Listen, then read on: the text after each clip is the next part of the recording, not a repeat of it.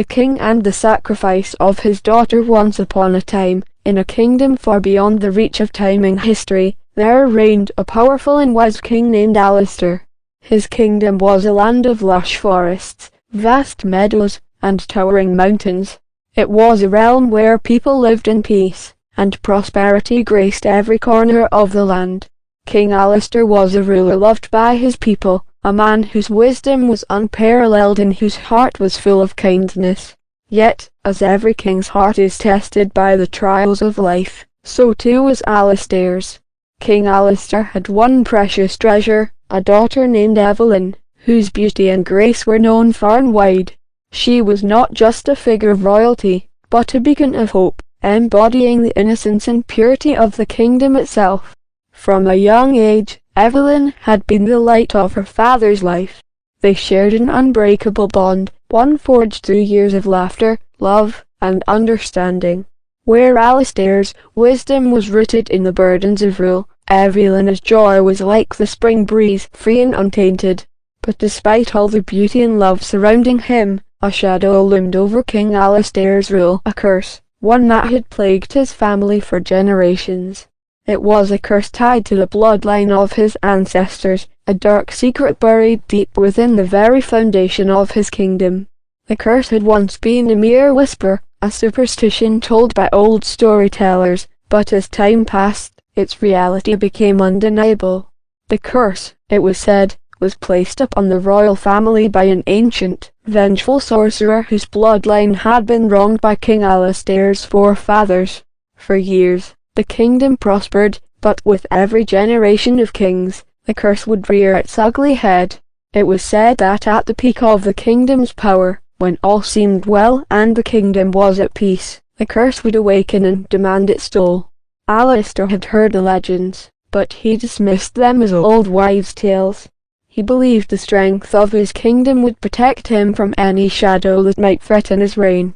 But as the years passed, a series of strange events began to unfold. A terrible sickness spread among the people, crops began to fail, and beasts of unnatural size appeared from the forests, terrorizing the outskirts of the kingdom. The peace that had once flourished began to fray. It was in the depths of this darkening time that a mysterious figure appeared. He was a sage, known to only a few, who travelled from kingdom to kingdom, offering cryptic advice to rulers in times of need. Alistair, desperate for a solution, summoned the sage to his palace. The sage, an old man with eyes that seemed to pierce into the very soul, spoke gravely to the king. "The curse that plagues your kingdom, my lord, is not a mere tale. It is a blood debt, and it is time for it to be paid." Alistair's heart sank. "What do you mean? What must I do to end this suffering?" The sage's voice was like the rustling of dry leaves. "The curse demands the life of the one who is most beloved. The bloodline must pay its price." Alistair recoiled. "You speak of my daughter?" The sage nodded. "Yes. She is the one the curse calls for. Only through her sacrifice will the darkness be lifted from this land." The king's world seemed to shatter in that moment. His daughter, the light of his life, was the one destined to bear the weight of this ancient curse. How could any father condone such an act? Yet, deep within his heart, Alistair knew the truth of the sage's words. The suffering of his people had grown unbearable, and his kingdom stood on the brink of ruin. For days, the king wrestled with his conscience. He consulted his advisors, his priests, and even the kingdom's wisest scholars. Every single one of them confirmed what the sage had told him. The kingdom's survival rested upon the blood of his daughter. The people, too, suffered from a deep, unspoken fear. They whispered of the curse and wondered if it would be their lives claimed next. But Evelyn, pure and innocent as she was, had not been told of the curse. She had seen the suffering around her, but she could not understand why her father seemed so distant and troubled. She could not fathom that the man she adored above all else was grappling with the impossible choice of losing her to save everything she held dear. On the night when the king could bear it no longer, he summoned Evelyn to the castle's highest tower, a place where they had spent many nights looking at the stars together. The night was still, and a thick fog clung to the ground below, as if the earth itself were holding its breath. The king's heart was heavy as he gazed out over his kingdom, now shrouded in darkness, before turning to face his beloved daughter. "Evelyn," he began, his voice trembling, "there is something I must tell you."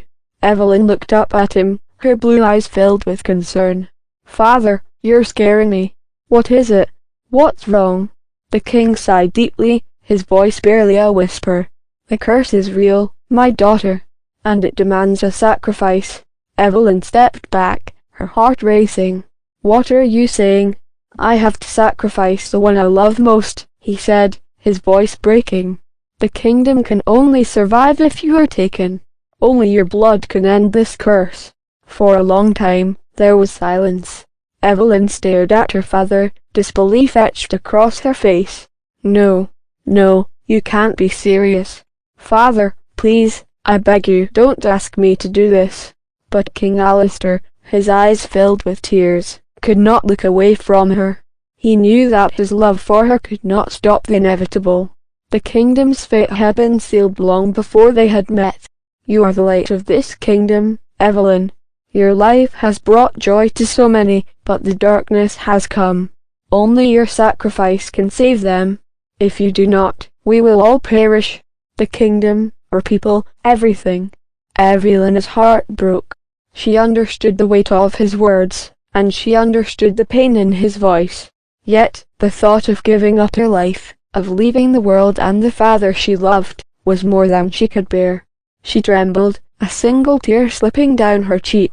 "But I don't want to die, father. I don't want to leave you." Alistair knelt before her, his hands trembling as he grasped her hands in his. "I know, but I cannot choose between my love for you and